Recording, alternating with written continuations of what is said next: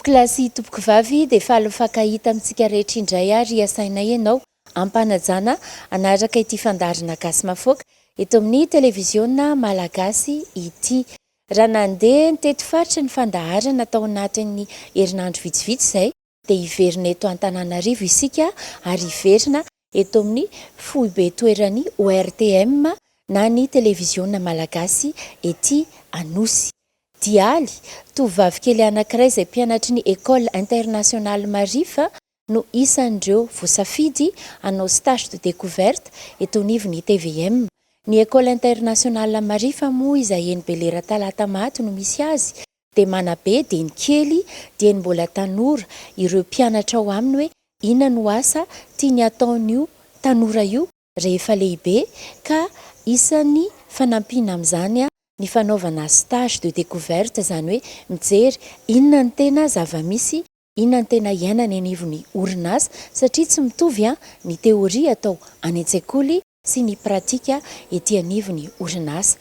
Dialy miampy andreo mpianatra misafidy miravavy izy ireo no nanao stage tetỳ amin'ny foibe toeran'ny televiziona malagasy tetỳ Anosy mikasika ny dialy sy ny stage de découverte nataon'izy ireo no entiko aminao androany atao anatin'ny gasy mafoaka.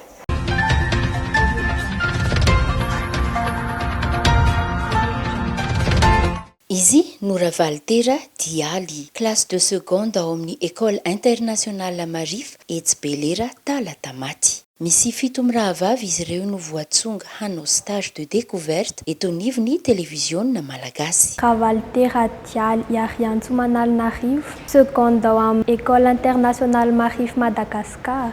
Vao tamin'ity taom-pianarana 2024 420 ity Dialy no niditra nianatra eo anivon'ity sekoly turka Marifa ity satria ity sekoly iraisam-pirenena ity dia manome vatsy mpianarana andehanan'ny mpianatra manohy fianarana makany Turkia. Misy opportunité betsabetsaka amin'ny resaka rehefa afaka baka sy misy expérience iainana maromaro, ohatra le boursa rehefa afaka bac, afaka mahazo boursa 100% tonga dia lasa any Turquie ohatra rehefa tsara ny résultat. Faniriany Dialy ny ho tonga psychologue. Psychologue izay ihany no efa nieritreretiko. Na izany aza ny asa nofinofisiny dia nisafidy ny televiziona malagasy anaovana stage Dialy satria tombony ho azy ny mahita karazana asa samihafa. Mahita asa hafa dia i-découvrena le izy, mahaliana ihany le hoe hanao journalisme na resaka caméra sy zavatra ohatr'izany. Namafisy ny tale général ny ORTM Lemana Élysée teto fa miasa kokoa ny fahitana amin'ny tanora ka rehefa misy tanjona tiana hotratrariny ankizy dia aseho maso azy ireo izany. Ny tanora miazy ny masony no miasa kokoa mialohan'ny sainy dia izay hitany masony no mamariparitra sy manoritra ny lalan-tsainy amin'ny manaraka eo zany. Ka izay no tena maha-important ilay stage de découverte sy stage fotsiny ary fa nataoko hoe mitondra ny ankizy mitsangatsangana mandehandeha amin'ny toerana manana ny maizy azy ahafahana mikolokolo ny sainy amin'izay eritreretana hoe zao ny tiako avy n'ity zazy ity, tiako ohatr'izao izy, zay zany no antony. Dia mitovy amin'ny hoe ohatrany hoe tianao tsy haiko ho pilote ve ny zanakao dia amin'ireny monitoring ohatrany manao pilote ihany ireny manao anazy. Tianao mpamboly ve ny zanakao dia ampijerenao izy ohatrany ahoana ny miasa tany, inona daholo ny fitaovana ampiasana any dia amiko zany zay ny fahitako anazy hoe iny tsy mila fanazavana, tsy mila atoro izy fa izy ihany no mieritreritra any anatin'ny sainy ihany zany ny zavatra hita amin'ny maso dia iny no voavoly ao anatin'ny sainy hoe ty ny aleako na ty ny ohatr'izay koa zany ny eto amin'ny ORTM hoe ny ORTM manana ny lanjany amin'ny tantaram-pirenena sy amin'ny tantaran'ny média manerana an'izao tontolo izao dia tsara ny isiny zay découverte ho an'ny tanora zay ato amin'ny toeram-piasana. Tsy fandefasana radio na fahita lavitra fotsiny ORTM fa manana an'izay fototra zay na manana an'izay qualité mahavakoka azy zay iarahany amin'izao tontolo zao dia tokony fantatry ny tanora malagasy zany ny fisiny sy ny hoe inona ny anjara asany eto mandraka ankehitriny. Zava-dehibe amin'ny fanorenana no avin'ny tanora ny stage de découverte ary tafiditra ao anatin'ny fandahara-pianarany marifa mihitsy izany. Stage de découverte professionnel izy io moa dia ao anatin'ny resaka programme mpampianarana mihitsy satria fanomana ny ankizy hiatrika ny orientation future. Les orientations futures dia le hoe après le baccalauréat nefa manomboka amin'ny première dia efa misafidy ny ankizy inona le spécialité hovidiny dia ao anatin'izay zany no tena ilaina le stage de découverte professionnel tahaka izao ahafahan'ny ankizy misafidy ny hoaviny. Ao anatin'izany ohatra raha hisafidy ny lalam-piofanana médecine dia mazava ho azy fa tokony manomboka aty amin'ny première izy dia efa misafidy matière izay tokony hitandrify an'ilay médecine. Ankoatr'izay dia fomba iray ahafahan'ny mpianatra mamantatra métier ihany koa ny stage. Stage de découverte ihany koa dia tsy hoe raha hanao stage de découverte atao amin'ny TVM izy dia ho lasa mpanao gazety daholo.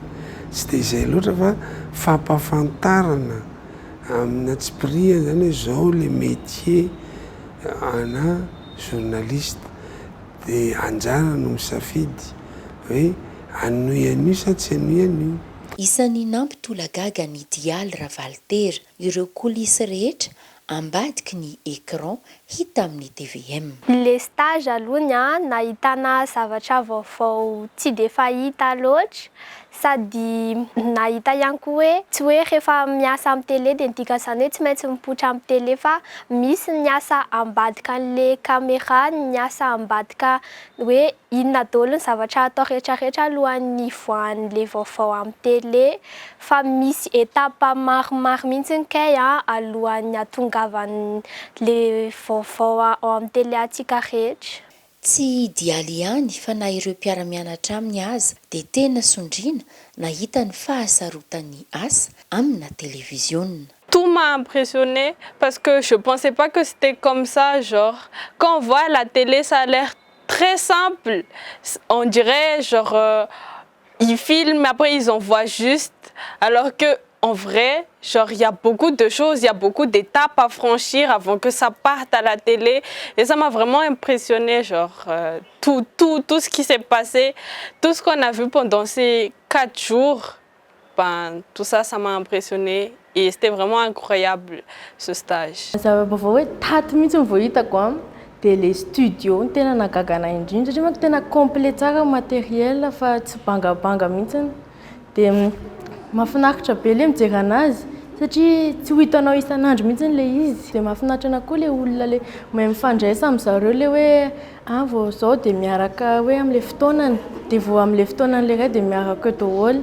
Iny nahafinaritra anahy indrindra atao hoe eke mba misy fiaraha-miasana amin'ity fa tsy hoe olona anankiray ihany. Nandritra ny efatrandro nanaovandry Dialy Ravaltera sy ireo namany stage teto anivon'ny TVM dia nitsidika ireo direction rehetra sy ny service hita eto amin'ny ORTM ry zareo. Ho an'ny télévision malagasy manokana dia noho izaina nampandraisana anjara fa tsy hoe mijery fotsiny. Ny sara groupe telo zay ny groupe iray voalohany nandeha nanao reportage, ny groupe faharoa nijery fomba fanaovana montage, dia ny groupe fahatelo nijery ny fomba fanomanana ny vaovao atoandro. Dia za tao amin'ilay groupe fahatelo nijery fomba fanomanana vaovao atoandro. Nijerenay teo hoe ahoana ny hanomana an'ilay présentatrice an'izay zavatra teneny mandritra ilay vaovao hoe inona zavatra ampiasainy dia inona ihany koa no zavatra tena important raisiny am'le vaovao zay tokony ho atolotra any eo. Raha groupe tany amin'ny fanomanana vaovao no nisy Indialy Ravaltera dia équipe nandeha reportage kosa Imana Julie Carly tsy mampaneny. On est allé faire un reportage à côté. C'était une conférence à propos de l'association des journaux environnementaux. On y a vu beaucoup de choses. Comment poser les questions aux personnes importantes. Ankoatra ny reportage dia afaka nanao voix-off ihany koa ireto mpianatry ny École internationale Marifa ireto. Ry zareo ihany no nanoratra nanao ny rédaction ny texte izay hovakiany. Ny fanabeazana ny fototry ny sanatsika ao amin'ny sekoly Marify manambatra fahalalana, fahaizana manao ary soatoavin'izahay. Mpampianatra mahay zatra raha fampianarana manara-penitra iraisam-pirenena ary tontolo iray manampy ny ankizy hivelatra tanteraka. Sekoly Marify manabe an'io manomana no avy ny raha-pitso. Na ny encadreur pédagogique aza dia nandray anjara ihany koa. Les écoles internationales Marify Madagascar proposent une éducation de qualité internationale, valeurs humaines et ouverture sur le monde. Une école qui prépare les élèves à réussir et à construire leur avenir. Avec École internationale Marify, valorisons l'éducation. Ny mpianatry Marifa dia ahitana teratany vahiny avy amina firenena maro. 在马达加斯加的这段实习，是我与未来职业的第一次深度对话。在工厂车间的轰鸣与电视台的聚光灯下，不仅收获了扎实的专业技能，更收获了并肩前行的伙伴与深刻的行业洞察。从工厂里的每一次操作到录音棚里的每一次试音，都让我对未来的职业有了更清晰的选择。这段经历磨砺了我的意志，也让我更加坚定了前行的脚步。实习的终点是新征程的起点。 Ny mpianatry ny École internationale Marifa ihany koa dia polyglotte. Dieny kely dia ampianarina hahafehy fitenim-pirenena maro samihafa. Ankoatra ny malagasy dia ampianarina eto ny turc, ny anglais, ny français, ny espagnol, ny allemand. Indrindra ho an'ireo manala baka français dia ilaina ny mahafehy tenim-pirenena maro izay anaovana oral any amin'ny baccalauréat. Manaraka fandaharam-pampianarana roa ity sekoly Marifa ity. Misy ny fandaharam-pianarana malagasy izay akana ny diplôme BEPC sy ny baccalauréat. Misy ihany koa ny système éducatif français azahoana ny mari-pahaizana brevet français sy ny bac français. Nanana tombony Ridial Ravaltera ankoatra ny fampiarana dia afaka nitafatafa mivantana tamin'ireo star eto nivon'ny televiziona malagasy naka torohevitra hoe inona no lalam-piofanana arahina raha hiasa amin'ny fahitalavitra. Koa satria iray amin'ny direction eto nivon'ny ORTM, ny RNM dia nitsidika ny fobetoeran'ny Radio Madagasikara ihany koa Ridial Ravaltera. Nojereny tamin'izany ny desk RNM izay nahafahan'izy ireo nitafatafa tamin'ny mpanao gazety ny Radio Madagasikara. Avy teo ireo mpianatra dia nijery ny studio fanaovana tantara. Betsaka ny fanontaniana nitikitika ny mpianatra sy ireo mpanabe teto ary namaranana ny fitsidiana ny RNM ny fijerena ny antenne. Tsy tonga ho azy any an-tokantrano akory ny feo sy ny sary avy ety amin'ny Radio Madagasikara sy ny televiziona malagasy ety Anosy fa misy ny antenne mampita izany makany an-tokantrano. Ka nandritra ny stagen'izy ireo dia nitsidika ny centre de relais onde moyenne tety Imerintsiatosika ihany koa Ridial Ravaltera. Ny zavatra hitantsika ety moa zany a resaka fampitana onjam-peo. Izay no asan'ity, izany hoe émetteur no tena zava-dehibe ato dia izay no jerevantsika hoe ohatry ny ahoana ilay émetteur dia inona ny asany dia ny historikany hoe tamin'ny viny izy nitsangana dia izay. Izany hoe izy tsy centre tsy misy fanamboarana émission sy ohatran'izany fa relais mampita fotsiny izay fandaharana avy any Anosy dia mandray dia mandefa fa tsy misy famokarana fandaharana. Izay maha relais anazy. Ny taona 1976 no natsangany zareo sovietika ity centre de relais onde moyenne ito imeritsy atosika ity. Enina monja no misy tahaka ity maneran-tany ary iray amin'izany isika eto Madagasikara izay marina fa vakoka any ORTM izy ity. Historique izy ity tamin'ny 1976 no debutan'ny fanamboarana an'ity centre ity. Ny sovietika, ny URSS no nanampy ny fanjakana malagasy nanamboatra anazy. Izany hoe fitaovana avy any firaisana sovietika daholo ny ato. Dia nanomboka teo izy namboarina dia tamin'ny 16 avril 1982 no nanomboka nandeha ity centre ity. Nitolagaga ireo mpianatry ny École internationale Marify nahita ny zava-nisy taty imeritsy atosika. Les salles de refroidissement misy karazana moteur be da be mampandeha an'ilay izy. Zava-dehibe amin'ny fanabeazana ny fisian'ny stage de découverte toy izao. Ho an'ny École internationale Marify dia misy ihany koa ny salon d'orientation izay fanaon'izy ireo isan-taona ka anasany ny orinasa samihafa anehoana ireo karazana métier ahafahan'ny mpianatra misafidy ny asa ataony amin'ny ho avy. Io orientation io zany lavitra ngeza be izy io. Ary raha mino fa afaka roa taona telo taona any dia mety matiera anankiray io ianarana. Fa ny orientation dia misy foana zany raha amin'ny établissement Marify. Ho avy tsy ho ela koa zao ny salon de l'orientation. Ao anatin'ny salon de l'orientation dia misy ny trano eva izay omena malalaka an'ireo entreprise vonona hiaraka hisala. Ao anatin'izay ihany koa nefa dia misy ireo le antsoina manokana ihany koa hanao conférence. Ohatra hoe ny olon-tena ray avy amin'ny mahay mahakasika manokana ny sismologie. Misy koa ny docteur.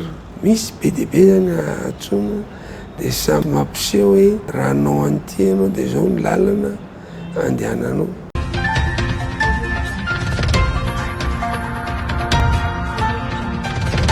Ny voalohany aloha ny jerena tsara hoe inona ny matière voafehanao any am-pianarana.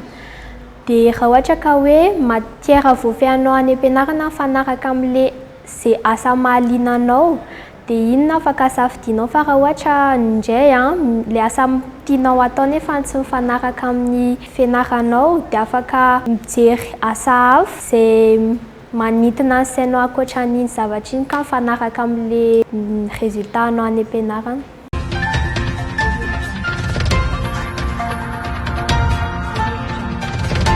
Tapitra ny fandaharantsika ankasitrahana ianao nanaraka hatramin'ny farany ny gasy mafoaka teto amin'ny televisiona malagasy. Ny lesona azo tsoahintsika tamin'ny fiainan'ny idialy dia izao indrindra hoe ho antsika tanora.